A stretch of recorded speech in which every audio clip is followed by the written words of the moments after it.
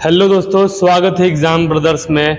मुझे उम्मीद है आप लोग की मैट्रिक की तैयारी बिल्कुल अच्छी चल रही होगी। और इसके पहले मैंने समीकरण का 2 वीडियो लाया है जिसमें मैंने आप लोग को बताया है कि रैखिक समीकरण को कैसे हल करते हैं। फिर मैंने बताया है कि ब्रज गुणन विधि से हम लोग समीकरणों को कैसे हल करते हैं। तो आज मैं आप लोग को बताने जा रहा हूं विद्यार्थियों कि 2 चर वाला रैखिक समीकरण क्या है। ठीक है, तो आइए शुरू करते हैं बिना किसी देरी के। और आज भी हम लोग बस केवल बेसिक के बारे में जानेंगे, ठीक है ना। फिर इसके बाद जो वीडियो आएगा उसमें मैं आप लोग को बताऊंगा कि 10th क्लास में कैसे कैसे क्वेश्चन आते हैं, ठीक है ना बाबू। आइए शुरू करते हैं। देखिए, हमारा हेडिंग है 2 चर वाले रैखिक समीकरण, लीनियर इक्वेशन इन 2 वेरिएबल्स। ठीक है, देखिए आपको याद रखना है कि ax plus B Y plus C बराबर 0 के रूप के समीकरण को 2 चर वाला रैखिक समीकरण कहते हैं। ठीक है, जहां a b का मान कभी भी 0 के बराबर नहीं होना चाहिए। a और b जो है ना वो 0 के बराबर नहीं होना चाहिए, तथा a b c क्या है, वास्तविक संख्याएं हैं, तथा एक्स वाई क्या है, चर है। चर का मतलब जिसका मान हमेशा बदलते रहता है। तो इसमें भी एक्स और वाई का मान क्या होगा, हमेशा बदलते रहेगा। ठीक है ना। एग्जाम्पल के तौर पे देख सकते हैं बाबू, 3x प्लस 5y प्लस 7 बराबर 0, माइनस 2x प्लस वाई बराबर 18, x माइनस वाई बराबर 5, 10m माइनस n बराबर 16। अब यहाँ पे आपको कंफ्यूज हो रहे होंगे कि यहाँ पे mn कहाँ से आ गया। देखिए, समीकरण कोई भी हो, जिस समीकरण में 2 चर हो, 2 चर का मतलब क्या कि ABCD का कोई भी अक्षर अगर 2 गो हो तो वही आपका क्या कहलाएगा, 2 चर वाला रैखिक समीकरण कहलाएगा। हम लोग ऐसे ही बोल सकते हैं कि जिस समीकरण में 2 चर हो और चरों का घात 1 हो, चरों का घात कितना, 1 हो, उसे 2 चर वाला रैखिक समीकरण कहते हैं। ठीक है ना। यानी ऐसे आप समझिए ना कि जिस समीकरण में 2 चर, ठीक है, हो, उसी को 2 चर वाला रैखिक समीकरण कहते हैं। ठीक है बाबू, तो मुझे उम्मीद है आपको ये परिभाषा समझ में आया होगा। चलिए आगे हम लोग देखते हैं। देखिए यहाँ पर कुछ क्वेश्चन मैंने लिया हुआ है। कह रहा है कि नीचे दिए गए समीकरणों को ax plus B Y plus C बराबर 0 के रूप में लिखिए और प्रत्येक स्थिति में a, b और c का मान बताइए। ठीक है, हमें हमेशा समीकरण का जो रूप है वो याद रखना है बाबू। क्या होता है, 2 चर वाले रैखिक समीकरण का रूप होता है ax plus B Y plus C बराबर 0। ठीक है, तो हम क्या करेंगे, इन सभी समीकरणों को बारी बारी से उस रूप में लेके आएंगे और ए बी सी का मान निकालने का प्रयास करेंगे। आइए सबसे पहले क्वेश्चन को देखते हैं। देखिए, ये 2x प्लस 3y बराबर 4.37 है। तो इसको समीकरण के रूप में लिखने के लिए हम हो जाएगा 2x प्लस 3y, इसको इधर लेके आएंगे तो क्या हो जाएगा, माइनस 4.37। 4 दशमलव क्या हो जाएगा जी, 37 हो जाएगा। ठीक है, तो अब अगर यहाँ पे हम बोलेंगे कि यहाँ पर जो किस रूप का है जी, जो ax plus B Y plus C बराबर 0 के रूप का है, बोलिए इस रूप का है कि नहीं, इस रूप का है। तो बताइए a के स्थान पे क्या है, a के स्थान पे 2 है, तो इसलिए a बराबर हमारा हो जाएगा 2। बताइए बाबू b के स्थान पे क्या है, b के स्थान पे है 3, तो b बराबर 3 हो जाएगा। और c के स्थान पे बताइए, c के स्थान पे ये माइनस भी साथ लेके चलना है हमें, तो c का मान हो जाएगा माइनस 4.37। ये हमारा हो गया आंसर। ठीक है, यानी ए बी सी का मान मैंने क्या कर दिया, बता दिया। उसी तरह देखिए, इसको भी हमें लिखना है उसी रूप में।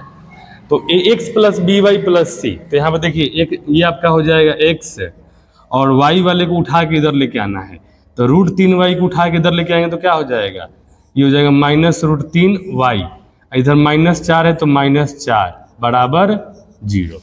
अगर हम इसकी तुलना करेंगे ax plus B Y plus C बराबर 0 से, तो आप ही लोग बता दीजिए इसमें a का मान क्या होगा। देखिए यहाँ पे x है, तो a के स्थान पे कुछ नहीं तो क्या है, 1 है, क्या है, 1। उसी तरह b का मान बताइए क्या हो जाएगा, b का मान आपका हो जाएगा -√3, और सी का मान बताइए बाबू, सी के जगह -4 है तो सी का मान हो जाएगा -4। क्लियर है, ये आपका हो गया ए बी सी का मान निकल गया। क्लियर, इसको आप लोग सॉल्व करिए, देखिए ए बी सी का मान क्या आता है। ठीक है, चलिए आगे हम लोग देखते हैं इस क्वेश्चन को। देखिए बाबू, 2x बराबर y, 2x बराबर y, तो y वाले को इधर लेके आएंगे तो हो जाएगा ये 2x, और y इधर आएगा तो -y। इसमें c वाला पद क्या है, 0 है, तो बराबर 0 बराबर 0। क्लियर है, तो यहाँ पर अगर हम इसकी तुलना करेंगे ax plus by plus c बराबर 0 से, तो तुलना करने के बाद हमें क्या मिलेगा, a का मान यहाँ पे मिलेगा 2, और b का मान बताइए क्या है, यहाँ पे कुछ नहीं है तो हो जाएगा -1, और c की जगह 0 है तो c बराबर हो जाएगा 0। ये हमारा आंसर हो गया। क्लियर, इसको आप बनाइए, देखिए क्या आंसर आता है। ठीक है ना, कॉपी और पेन निकाल कर बैठिए लो, ठीक है ना, और जो मैं क्वेश्चन छोड़ रहा हूँ उसको आप लोग सॉल्व करके देखिए कि आपसे होता है कि नहीं होता है। चलिए इसमें देखिए y नहीं है बाबू, इसको मुझे ax plus B Y plus C बराबर 0 के रूप में लिखना है। तो y नहीं है तो क्या करेंगे, सबसे पहले लिखेंगे x, और y नहीं है तो y के बगल में 0y लिख सकते हैं ना।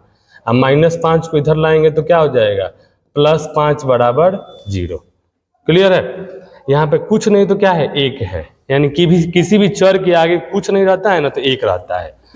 तो अगर हम इसका तुलना करेंगे ax plus B Y plus C बराबर 0 से, तो आप लोग बता दो यहाँ पर a का मान क्या हो जाएगा।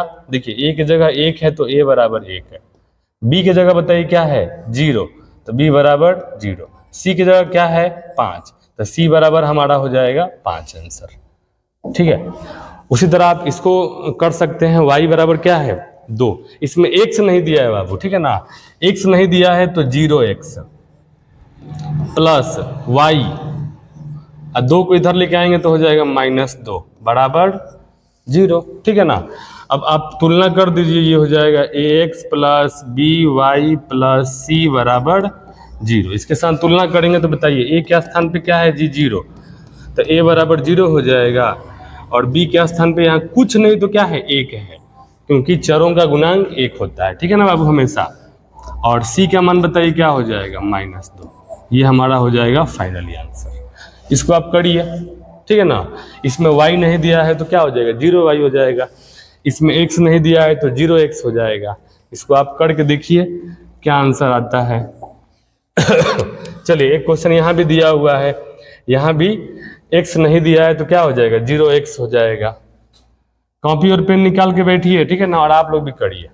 ठीक है, चलिए अब आते हैं हम लोग रैखिक समीकरण के हल के बारे में। तो देखिए हल का मतलब होता है ना कि x और y का वह मान, x और y का वह मान जिसे समीकरण में रखने से समीकरण संतुष्ट हो जाता है। यानी कहने का मतलब ये है ना कि देखिए दो चर वाले रैखिक समीकरण का रूप होता है ax plus B Y plus C बराबर 0। ठीक है, तो यहाँ पर x और y का हम अगर मान ऐसा मान लेंगे कि जिसे समीकरण में अगर रखा जाए तो वो समीकरण संतुष्ट हो जाए, यानी 0 के बराबर आ जाए। ठीक है, 0 के बराबर आ जाए तो समझ जाइए कि वही x और y क्या कहलाएगा, समीकरण का हल कहलाएगा। ठीक है, तो कह रहे कि x और y का वह मान जिसे समीकरण में रखने से समीकरण संतुष्ट हो जाता है, तो x और y के उस मान को समीकरण का हल कहते हैं। क्या कहते हैं, हल। और प्रत्येक रैखिक समीकरण का एक अद्वितीय हल होता है, यानी किसी भी समीकरण का एक ही हल होता है। ठीक है ना, अगर कोई रैखिक समीकरण है तो उसका अद्वितीय हल मतलब एक ही हल होता है बाबू। ठीक है, तो यहाँ पे मैंने कुछ एग्जाम्पल लिया है। देखिए यहाँ पे एक समीकरण दिया है, x बराबर 2 दिया है, y बराबर 1 दिया है। अब हम जांच करेंगे क्या ये हल है। आइए x और y के मान को रखते हैं समीकरण में। ठीक है बाबू, देखिए ये हमारा x बराबर 2 है, y बराबर 1, तो हो जाएगा 3 गुने x का मान 2, देखिए x की जगह 2 प्लस 5y, तो 5 गुने y का मान क्या है 1 बराबर क्या 11। अगर ये दोनों बराबर आ गया समझ लीजिए हल है। तो 3 दूनी हो जाएगा 6 प्लस 5 एकम 5 बराबर 11, 6 5 11 बराबर 11, दोनों आ गया ना बराबर। तो दोनों अगर बराबर आ गया तो क्या बोलेंगे कि यहाँ पर ये दोनों समीकरण का हल है। तो यहाँ लिखेंगे x बराबर 2 और y बराबर 1 समीकरण का हल है, समीकरण का हल है। क्या है भाई? क्योंकि x और y को जब मैंने समीकरण में रखा तो समीकरण संतुष्ट हो गया, यानी दोनों का मान क्या आ गया? इक्वल आ गया। आइए इसको चेक करते हैं बाबू, ठीक है। देखिए समीकरण हमारा दिया है 6x माइनस वाई बराबर 10। तो x बराबर मैंने 1 लिया है, y बराबर 2 लिया है, तो हो जाएगा 6x, x का मान 1 माइनस y का मान है 2, तो माइनस 2 बराबर क्या? 10। ठीक है, ये हो जाएगा 6 एकम 6 माइनस 2 बराबर 10। 6 में से 2 जाएगा, बचेगा 4 बराबर 10। बताइए ये दोनों बराबर आया क्या? ये दोनों बराबर नहीं आया, तो इसका मतलब ये दोनों हमारा क्या है? समीकरण का हल नहीं है। तो क्या बोलेंगे यहाँ पे? x बराबर 1 और बोलिए y बराबर 2 समीकरण का हल नहीं है। क्यों हल नहीं है बाबू? क्योंकि यहाँ पे x और y ने समीकरण को संतुष्ट नहीं किया। अगर ये दोनों मान अगर इक्वल आ जाता ना तो हम बोल देते कि हाँ भाई समीकरण का हल है। ठीक है, तो मुझे उम्मीद है आपको समीकरण का हल समझ में आया होगा। इसमें ज़्यादा लोड नहीं लेना है। समीकरण में x और y का वह मान जिसे समीकरण में रखने पर समीकरण पूरा पूरा संतुष्ट हो जाए, जो भी समीकरण के RHS में जो मान है वो आ जाए, ठीक है, तो हम बोलेंगे कि वो हल है। अगर दोनों बराबर नहीं आया तो हल नहीं है। चलिए यहाँ पे एक बात यहाँ समझिए कि दो चरों वाले रैखिक समीकरण के अपरिमित रूप से अनेक हल होते हैं। इसका मतलब क्या है भाई? तो इसका मतलब ये है ना कि अब आप अपने इच्छा से x का मान कुछ भी ले सकते हैं। x का मान आप 0 लेंगे तो y का मान कुछ ना कुछ आएगा, 1 लेंगे तो y का मान आएगा, ठीक है ना। अगर x बराबर -1 लेंगे तब भी y का मान आएगा। उसी तरह अगर हम x का मान 0, 1, -1, 2, -2, 3, -3 अगर ऐसे ही अगर अनंत तक अगर लेते चले गए तो y का मान भी अनंत तक आएगा ना। तो इसलिए बोला जाता है बाबू यहाँ पर कि दो चरों वाले रैखिक समीकरण के अपरिमित रूप से अनेक हल होते हैं। ठीक है, आप यहाँ देख सकते हैं बाबू, ठीक है ना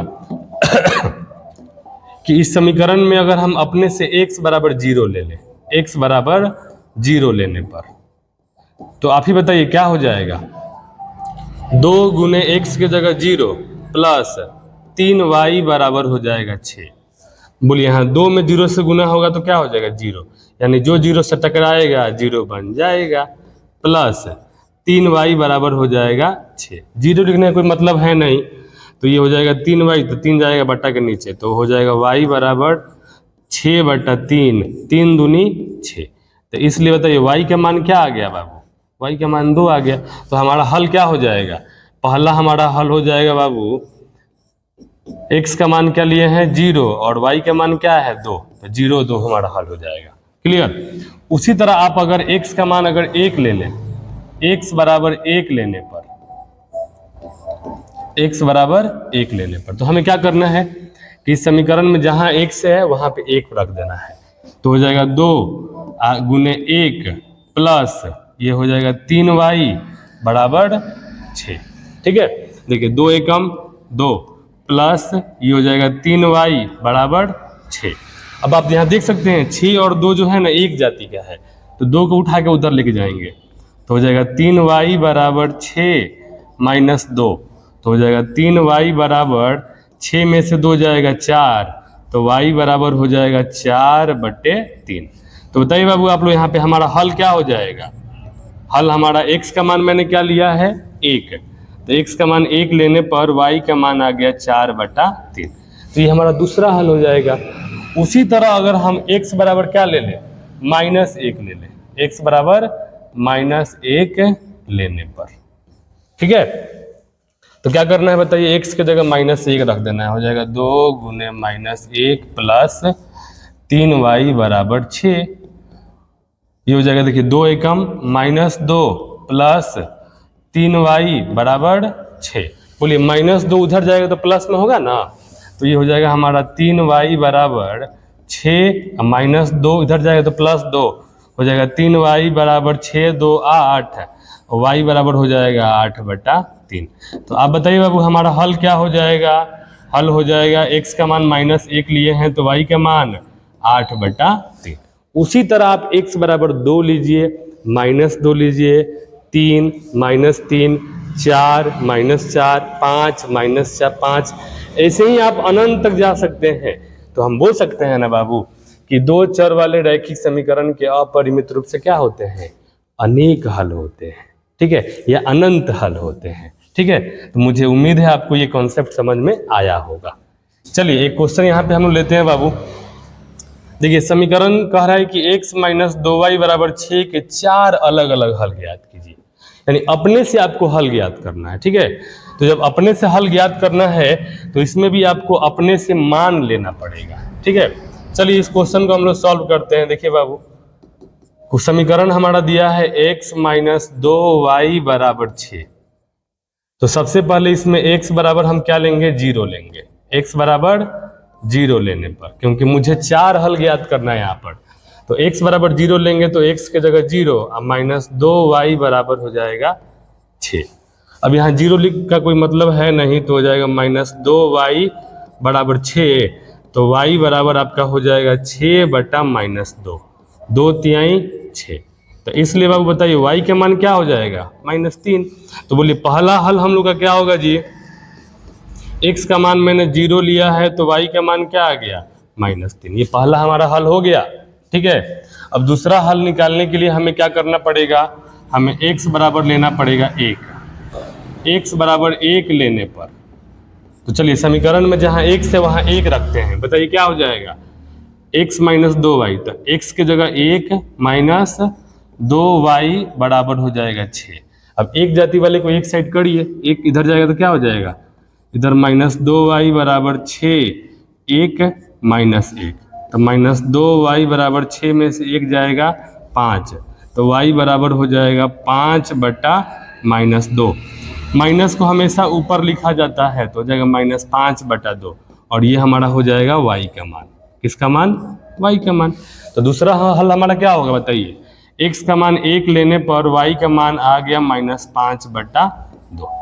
क्लियर? उसी तरह आप अगर तीसरा हल निकालने के लिए x बराबर -1 भी ले सकते हैं। किसी का मन है कि ना मैं -1 नहीं लूंगा, मेरा मन है 10 ले रहे हैं, कोई बात नहीं, 10 ले लीजिए, 100 ले लीजिए, 1000 ले लीजिए, जो आपका मन है वो ले लीजिए, यहाँ पर कोई दिक्कत नहीं है। क्लियर? आए समझ में बाबू?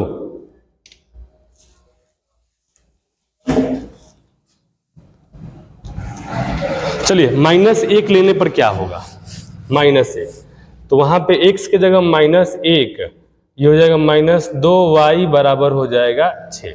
-1 इधर आएगा तो देखिए -2y बराबर 6, -1 आएगा तो +1, तो -2y बराबर ये हो जाएगा 7, और y बराबर हो जाएगा 7/-2। इसको ऊपर लेके आएंगे -7/2 हो जाएगा, ठीक है। तो तीसरा हल हमारा बताइए बाबू क्या हो जाएगा? तीसरा हल हो जाएगा -1, -7/2। क्लियर है? क्वेश्चन में कह रहे 4 अलग अलग हल ज्ञात कीजिए। तो अब की बार बोलिए क्या ले लें? x बराबर 2 लेने पर, x बराबर 2 लेने पर। अब लाइन बाई लाइन भी ले सकते हैं, अलग अलग भी ले सकते हैं, एज यू विश। चलिए x - 2y, तो x का मान 2 है तो 2 - 2y बराबर 6। अब इसको हल करना है, -2y बराबर हो जाएगा 6, 2 इधर आएगा तो -2 हो जाएगा, -2y बराबर 6 में से 2 जाएगा 4, तो y बराबर हो जाएगा 4/-2, 2 दूनी 4। तो इसलिए y बराबर क्या आ गया बाबू? -2 आ गया। तो हमारा हल क्या हो जाएगा बताइए? x का मान हमने लिया है 2 और y का मान आ गया -2। तो हमारा 4 हल यहाँ निकल गया, पहला हल, दूसरा हल, तीसरा हल और चौथा हल। ऐसे हम अनंत हल निकाल सकते हैं, ठीक है। तो मुझे उम्मीद है आपको ये समझ में आया होगा। तो ये क्वेश्चन आप लोग के लिए है, इस क्वेश्चन को आप लोग सॉल्व करिए। इसमें ज़्यादा नहीं, 2 ही हल बताना है बाबू। समीकरण 4x + 3y बराबर 12 के 2 हल ज्ञात करें, और 2 हल ज्ञात करिए। आप इसका आंसर मुझे कमेंट में बताइए। मुझे उम्मीद है आपको ये वीडियो अच्छा लगा होगा। अगर वीडियो अच्छा लगा है तो इसे अपने दोस्तों में शेयर करें। थैंक यू, धन्यवाद।